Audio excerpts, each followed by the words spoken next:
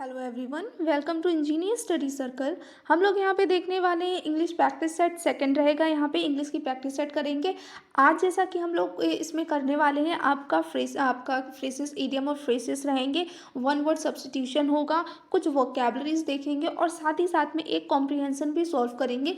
किस तरीके से अगर आप कॉम्प्रिहेंसन को सॉल्व कर सकते हैं, अगर आपके एग्जाम में आ जाएगा तो वो सब चीज़ हम लोग यहाँ पे देखेंगे। तो लास्ट तक बने रहिएगा आप हमारे साथ इस वीडियो में, ताकि आपको जितने भी इंपॉर्टेंट पॉइंट्स हो इससे रिलेटेड आप कर सकें और आपका एग्जाम पैटर्न भी इसी तरीके से होगा, तो आप वो भी इजीली से सॉल्व कर सकें। मूव करते हैं। Here is given a passage. You have to read the passage and answer the question that follow. तो ऐसा करते हैं, तो आप चाहिए तो इस वीडियो को पॉज करके एक बार सेल्फ रीडिंग करिएगा या फिर उसके बाद में साथ साथ में कर सकते हैं। तो चलिए स्टार्ट करते हैं। क्लियरली समझिएगा इसको बहुत अच्छे से, ध्यान से। Mike and Morrises lived in the same village while Morrises owned the largest jewelry shop in the village. Mike was a poor farmer. Both had large families with many sons, daughter-in-laws and grandchildren. Mike और Morris's दो person थे, वो एक village में रहते थे। जैसा कि यहाँ पे दिया गया है, जो मॉरिसेस था वो उसकी एक बड़ी सी ज्वेलरी शॉप थी विलेज में। बट जो माइक था वो क्या था, वो बहुत पुअर फार्मर, एक गरीब किसान था। और दोनों की फैमिली लार्ज फैमिली थी, उसमें बच्चे थे, उनकी बेटियाँ थी, उनके इन लॉज थे और ग्रैंड चिल्ड्रन भी थे। One fine day Mike tried to not being able to feed his family, decided to leave the village and move to the city. He was certain to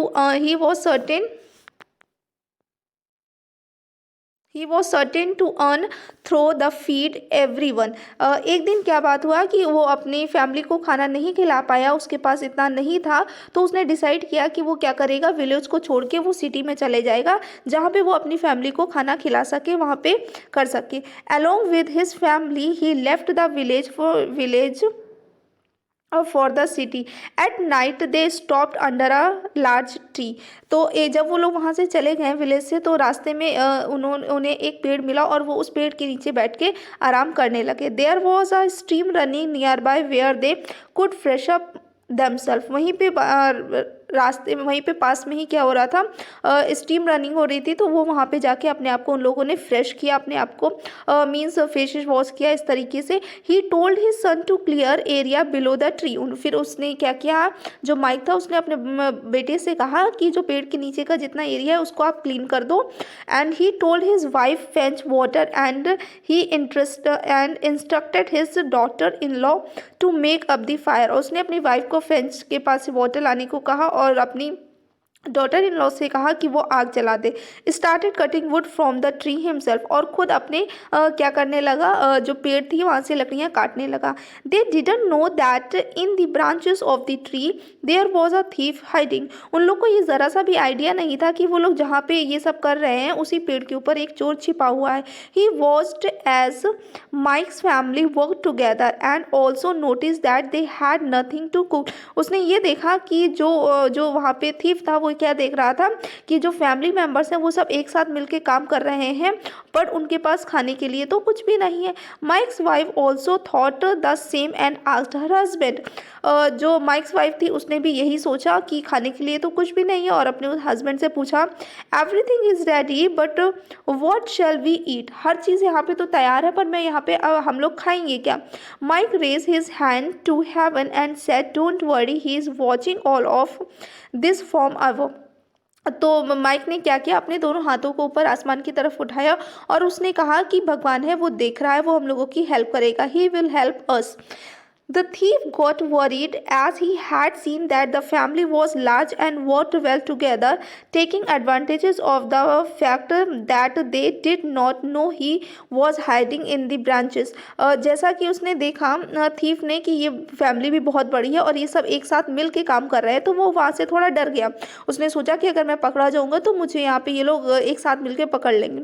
He decided to make quick escape. उसने फिर क्या सोचा कि वो जल्दी से वो वहाँ से भाग जाए। He climbed down safely when they were not looking and ran for his life. जब उसने चुपके से वो पेड़ से नीचे उतरा, जब वो लोग माइक की फैमिली उसको नहीं देख पाई, और वो अपनी लाइफ को बचाने के लिए वहाँ से भाग गया। but he left behind the bundle of stolen jewels and money which dropped into Mike's lap. और उस पर वो जो थीफ था उसके पास जितना भी ज्वेल्स वगैरह उसने चुराया हुआ था वो सब माइक्स के लैप यानी कि उसके थाइस पे पैर पे गिर गया. Mike open it and jumped with joy when he saw the content. तो माइक ने क्या किया, जब वो उठा और उसने वो ओपन करके देखा तो वो बहुत खुश होकर उछलने लगा. The family gathered all their belongings and return to the village. और जो पूरी फैमिली थी वो बहुत खुश हुई क्योंकि वो सब एक साथ मिलकर काम करते थे और वो फिर से वापस विलेज में चले गए.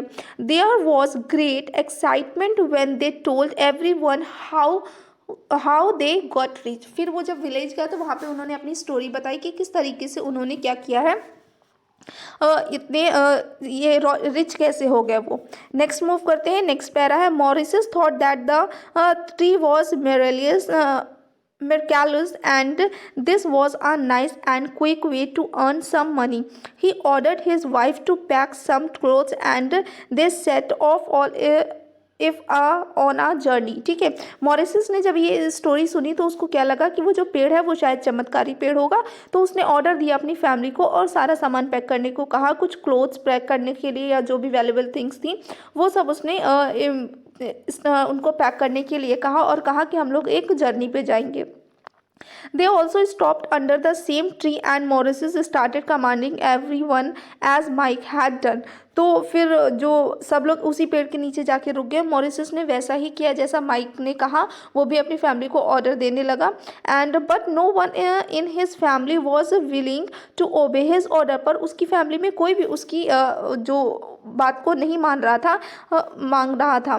Being a rich family they were use to having servant all around. क्योंकि जब वो लोग रिच फैमिली से बिलोंग करते थे तो उनके आसपास पहले से ही सर्वेंट थे, तो वो लोग खुद का काम कभी भी किया ही नहीं उन लोगों ने. So they one who went to the river to fetch water enjoy a nice bath. तो जैसे ही वो वहाँ पे फेंच के पास में रिवर के पास गए तो वो वहाँ पे नहाने लगे मस्ती में.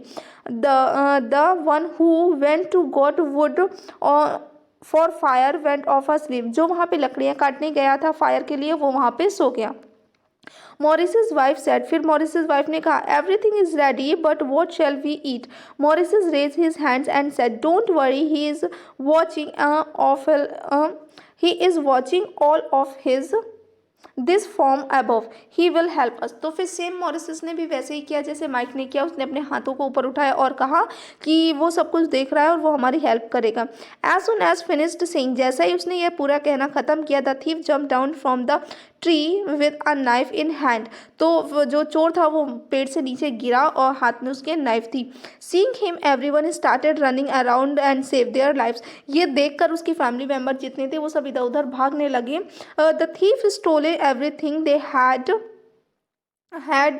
and Morris and his family had to return to village empty hand. और फिर इस तरीके से जो थीफ था वो सारा सामान लेके मॉरिसस की फैमिली का वो सब चला गया और मॉरिसस अपनी फैमिली के साथ खाली हाथ वापस आया. Having lost all their valuables that they had taken with them. जितनी भी चीज़ें उनके पास वो लेके गए थे वो सब चीज़ों से उन्होंने हाथ धो लिया. तो चलिए अब क्या करते हैं, अब यहाँ पे हम लोग आंसर्स देख लेंगे कि किस क्वेश्चन का क्या आंसर है. तो आई होप आपको स्टोरी बहुत अच्छे से समझ में आ गई होगी. तो आप ये फटाफट क्या कर लेंगे, इसके आंसर्स को मार्क करेंगे. मूव करते हैं. क्वेश्चन नंबर फर्स्ट है why did Mike and his family decided to rest under the thieves tree. Being a large family they knew that they could easily defeat the thief. It was a convenient spot for the taking a halt at night. There was a stream nearby the wood enough to build a house. That was the only large tree and could shelter their family. तो यहाँ पे correct answer हम लोग देखेंगे तो क्या हो जाएगा, it was convenient spot for taking a halt at night. मतलब वो लोग वहाँ पे उस पेड़ के नीचे इसलिए रुक गए थे क्योंकि वो उनको वहाँ पे आराम करने के लिए वो सही लग रहा था. नेक्स्ट मूव करते हैं. आप सेकंड की अगर यहाँ पे बात करेंगे कि इनकरेक्ट क्यों है, आपका फर्स्ट वाला इनकरेक्ट इसलिए है क्योंकि वहाँ पे आपको ये नहीं पता है कि थीप वहाँ पे छिपा हुआ था. तो जब उनको यही नहीं पता है कि वहाँ थीप छिपा हुआ है तो वो उनको डिफीट कैसे कर पाएंगे, उसको हरा कैसे पाएंगे. सेकेंड में पूछा, थर्ड आपका है there was a stream nearby and wood enough to build a house. ठीक है, तो ये इसलिए सही नहीं होगा क्योंकि यहाँ पे इसके बारे में कुछ भी मेंशन ही नहीं किया गया है पैसेज में कि उस वुड का की कितनी लकड़ी है, वहाँ पे क्या होगा इस तरीके से। अगर डी पॉइंट देखेंगे तो that was only large tree that could shelter of their families. तो ये इसलिए गलत हो जाता है क्योंकि यहाँ पे इस ट्री के बारे में कुछ मेंशन ही नहीं किया गया था कि वहाँ कितने ट्री हैं, क्या है, कैसे है, इस तरीके से। नेक्स्ट मूव करते हैं, which of the following best describe Mauritius. अब यहाँ पे आपको करेक्ट बताना है कि मॉरिसिस के बारे में कौन सा करेक्ट है।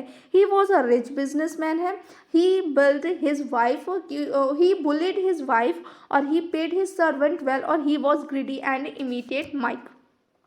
तो वो कैसा था, ही वॉज ग्रीडी था, वो माइक से भी ज़्यादा, माइक तो आप बहुत अच्छा था, ठीक है, पुअर था, बट ये क्या था, ये बहुत लालची था, माइक नहीं था। नेक्स्ट मूव करते क्वेश्चन नंबर 3 की तरफ। What did Mike mean when he said he is watching all the from above? Means आप माइक ने जब ये बात कही कि ऊपर है, सब कोई देख रहा है, जो है ऊपर वो देख रहा है, वो हमारी हेल्प करेगा, तो इसका मतलब क्या था। He had spotted the thief and wanted to scare him। क्या उसने थीप को देख लिया था, वो उसको डराना चाहता था, या he was telling his wife to have faith in God, या वो ये बात अपनी वाइफ को ये कहना चाहता था कि भगवान पे भरोसा रखो। It was just a warning for his family member to stick together, या फिर उस ये सब क्या था, आपको फैमिली मेंबर को एक साथ रखने के लिए उसकी एक वार्निंग या एक ट्रिक थी। He was begging the thief to help his family। क्या वो थीफ से हाथ जोड़कर विनती कर रहा था कि वो उसकी फैमिली को हेल्प करे। तो या उसे तो पता ही नहीं था कि वहाँ पे थीफ है। तो यहाँ पे करेक्ट आंसर क्या है, वो अपनी वाइफ से कह रहा था, he was telling his wife that to have faith in God, यानी कि भगवान पे क्या रखो, भरोसा रखो। नेक्स्ट मूव करते हैं क्वेश्चन नंबर 4 की तरफ। Why did the thief return to the tree. जो थीफ था वो ट्री के में वापस क्यों आया। To wait for Mike to return, कि माइक को रिटर्न उसके वेट करने के लिए। टू सेट अप ट्रैप, या कोई जाल बिछाने के लिए। To wait the Morrises family और not mention in the passage. जैसा कि हम लोग ने पूरी स्टोरी में पढ़ा, यहाँ वहाँ पे थीफ के वापस आने का तो कुछ क्वेश्चन ही नहीं था, मीन्स वहाँ पे बताया ही नहीं गया कि थीफ वापस आया, वो तो वहाँ पे था ना पहले से। तो करेक्ट आंसर क्या हो जाएगा, not mention in the passage. Next और ये लास्ट रहेगा question. How did the fellow villagers react to Mike getting rich overnight. ठीक है, जब लोगों को ये बात पता चली कि माइक एक ही रात में बहुत रिच हो गया, तो उन लोगों ने कैसे रिएक्ट किया। दे वर जेलस ऑफ हिम, क्या वो बहुत जेलस हो गए थे। दे वर वेरी एक्साइटेड, वो बहुत ज़्यादा एक्साइटेड थे। दे फॉलोड इन एग्जाम्पल, क्या उन्होंने वैसा ही एग्जाम्पल फॉलो किया। दे एनवेड हिम, तो क्या होगा यहाँ पे करेक्ट आंसर होगा दे वर वेरी एक्साइटेड। वो सब वहाँ के जो विलेजर्स थे वो बहुत ज़्यादा एक्साइटेड थे ये बात सुनने के लिए। बट जो मॉरिसिस था तो उसने क्या किया, सेम ट्रिक उसने फॉलो की ताकि वो भी रिच हो सके। बट ऑल्थो क्या हुआ, उसने पूरा अपना जो भी उसके पास था वो सब चीज़ उसने गवा दिया। नेक्स्ट मूव करते हैं, यहाँ पे अब कुछ हमारा वोकेबलरीज। फर्स्ट वोकेबलरीज है इनविसिस्ट। क्या है, इनविसिस्ट। इनविसिस्ट को एज अ हम लोग वर्ब यूज़ करते हैं। मीनिंग क्या है यहाँ पे, कॉन्टेम्पलेट और conceive of as a possibilities और अ डिज़ायरेबल फ्यूचर इवेंट, यानी कि किसी चीज़ के हम लिए हम परिकल्पित हो या हम उसको इमेजिन कर सके, कल्पना करना होता है। नेक्स्ट है हमारा पर्टिनेंट। ठीक है, पर्टिनेंट को एज ए एडजेक्टिव यूज़ करते हैं। इसका मीनिंग हो जाएगा रिलीवेंट और applicable to a particular matter, यानी कि अपोसाइट, यानी कि उचित, जो मतलब एक सही हो, उसको हम कैसे यूज़ कर सकते हैं। नेक्स्ट है कॉन्टेम्परेनियस। ये भी एज ए एडजेक्टिव यूज़ करते हैं। इसका मीनिंग हो जाएगा एग्जिस्टिंग एट और occurring in the same period of the time. Existing मतलब क्या होता है, एग्जिस्ट करना, उस जगह पे उसका होना, और अकरिंग मीन्स होता है पाया जाना। ठीक है, तो क्या हो जाएगा, एग्जिस्टिंग एट और occurring in the same period of time, यानी कि एक ही समय पे पाया जाना, यानी कि समकालीन। नेक्स्ट है कॉम्पिटेंट। ठीक है, कॉम्पिटेंट भी एज एडजेक्टिव यूज़ करते हैं। इसका मीनिंग है having the necessary ability, knowledge और skill to do something successfully, यानी कि आप कोई भी कार्य कितनी क्षमता के कितने से कर सकते हो, तो उसका मीन्स होता है आपका कॉम्पिटेंट। इट मीन्स क्या हो गया, सामर्थ्य हो गया। नेक्स्ट है एंसिलरी। एंसिलरी को भी हम लोग एज ए एडजेक्टिव यूज़ करते हैं। मीनिंग है यूज्ड एन एक्स्ट्रा और सप्लीमेंट, यानी कि हम यूज्ड एज एन एक्स्ट्रा और सप्लीमेंट, हम अपनी क्षमता के से ज़्यादा कार्य कर सके। एसेंट होता है एज आपका नाउन यूज़ करते हैं द एक्सप्रेशन ऑफ अप्रूवल और एग्रीमेंट, किसी चीज़ की एग्रीमेंट या आप इस चीज़ को वो करना, आपको एक्सप्रेस करना, तो सहमति प्रकट करना ही क्या होता है, एसेंट होता है। नेक्स्ट है हमारा यहाँ पे क्वांटिफिएबल। क्वांटिफिएबल भी एज एडजेक्टिव यूज़ करते हैं, meaning will be the quantifiable is able to be expressed or measured as a quantity। ठीक है, हम क्या कर सके, मेज़र कर सकें या एज अ क्वांटिटी उसको एक्सप्रेस कर सकें या बता सकें। नेक्स्ट मूव करते हैं, यहाँ पे नेक्स्ट है हमारा choose the correct meaning of the given idioms and phrases. अब यहाँ पे जो इडियम्स एंड फ्रेसेस दे रखे हैं तो उनका आपको करेक्ट आंसर बताना है। तो देखते हैं क्या है। We talked over the matter for an hour but without any result. ठीक है, टॉक्ड ओवर मतलब हम लोग बहुत देर तक एक ही टॉपिक पे बात करते रहे बट हमको कोई भी उसमें रिजल्ट नहीं मिला। तो अगर इसका देखा जाए यहाँ पे टॉक्ड ओवर, इस इडियम का आंसर क्या होगा या इसका मीनिंग क्या होगा, डिस्कस्ड होगा, फाउट अबाउट होगा, सर्वेड होगा या एसेस्ड होगा। तो इसका जो करेक्ट आंसर होगा वो क्या होगा, डिस्कस होगा। क्या होगा यहाँ पे बच्चों, डिस्कस होगा। क्यों? क्योंकि बहुत टाइम तक एक ही चीज़ को डिस्कस करना और उसके बाद में कोई भी आंसर ना निकलना। नेक्स्ट मूव करते हैं, he was murdered in cold blood. Cold blood का ऑलरेडी हमने आपको एक बार इडियम्स फ्रेजेस में करवाया है, तो आई होप आपको लर्न होगा इसको अच्छे से। तो कोल्ड ब्लड का मीनिंग क्या होता है, थॉटलेसली होता है, आपका कूली होता है, डायबलिटली होगा या अनफीलिंगली होगा। तो करेक्ट आंसर यहाँ पे क्या हो जाएगा, अनफीलिंगली होगा। क्या होगा, अनफीलिंगली। नेक्स्ट मूव करते हैं, Suganya stood by her husband in weal and woe. ठीक है, क्या है आपका, Suganya stood by her husband in weal and woe. तो इसका करेक्ट आंसर क्या होगा, ड्यूरिंग द ऑपरेशन होगा, ड्यूरिंग इलनेस होगा, बाय होक और क्रॉक होगा, in prosperity and the adversity होगा। तो जो करेक्ट आंसर होगा वो क्या हो जाएगा यहाँ पे, इन प्रॉस्पेरिटी एंड एडवर्सिटी।